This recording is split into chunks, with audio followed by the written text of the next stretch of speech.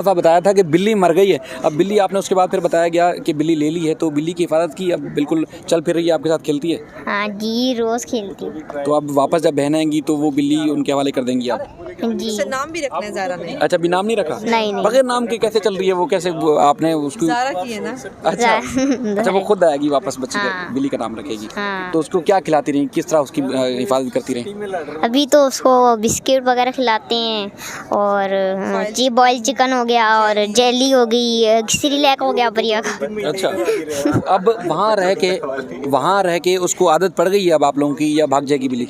नहीं भागती, चाहे दरवाज़ा खुला भी हो। अच्छा। हाँ। दर्द था तो मैं ये कही थी मुझे पैनाडोल की गोली ना मिले, मुझे मेरी बेटी ज़ारा मिल जाए। तो मैं भी वही बात कर रही थी। तो आप सोच लें खुद ही, एक आपकी कोई भी औलाद हो, आपके आंखों के सामने ना हो, तकलीफ़ में हो, कहीं परेशानी में हो, तो आप क्या खाना खा सकते हैं, सो सकते हैं? नहीं सो सकते ना। तो यही हाल हमारा था। हम बस ये कहते थे कि हमारी बच्ची खैरियत से ज़िंदा सलामत हमें मिल जाए, जो कि अल्लाह ताला ने हमारा सुनी है।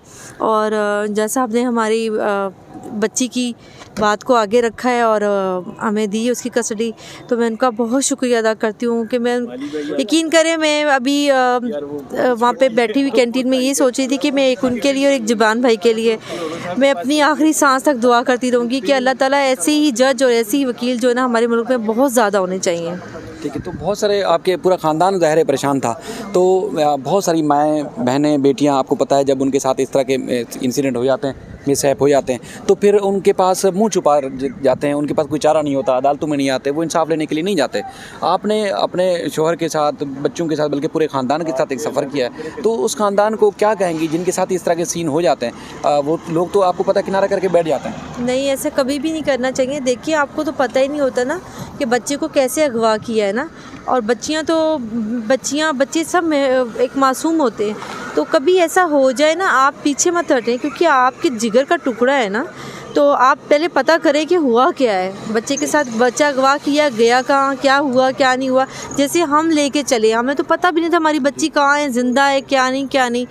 तो आप बच्चों का पीछा नहीं छोड़े। और यकीन करें, मैं सहरी के टाइम पे जब दुआ कर रही थी तो मैं कहती आज मेरी बेटी की कस्टडी हमें मिल जाए, और मेरी बेटी के सदक़े में वो जो बच्चियां जहाँ कैद हैं या अगवा हुई हैं या जो मुश्किल में या जिनके साथ कोई भी जबर का शिकार है जिनके ऊपर, जी, तो वो बच्चियां भी आज़ाद हों और बच्चियां को भी माँ बाप ले जाएं या उनका कोई अच्छा बेहतरीन जगह मिले उनको। मैं ये कहती हूँ कि बस अल्लाह ताला सब बच्चियों को महफूज रखें। अच्छा, वैसे एक और सवाल के तज़हीक बहुत की जाती रही, तो जब तज़हीक की जा रही थी, इधर से अदालतों से रिलीफ नहीं मिल पा रहा था, पुलिस में मुख्तलिफ इदारों में धक्के खा रहे थे, ऊपर से तज़हीक की जा रही थी, तो उस वक्त कभी ऐसा लगा कि आपने हिम्मत हार दी हो और फिर आपने सोचा होगा कि अब इतनी तज़लील कर रहे हैं बैठ के लोग, तब हम पीछे हट जाएं? नहीं, उनको वो शायद हमें जानते नहीं थे। बात ये कि जब ये पहला दिन ही था ना, और जब हमें पता चला निकाहनामा ऐसा आया, तो हमें बता दिया गया था कि अब आप तैयार हो जाइए, आपके अपने ऊपर इल्ज़ाम आएगा, उसके बाप पे आएगा, आप पे आएगा, आपके घर वालों पे आएगा। और वही हुआ। उन्होंने तो मेरे अम्मी, मेरी बहनें, कोई भी नहीं छोड़ा। लेकिन मैं आपको एक मज़े की बात बताऊं कि जैसे जैसे वो इल्ज़ाम लगाते थे ना, हम उतने ही पावरफुल होते थे, क्योंकि हमें तो पता है लगाते रहे जितने लगाने।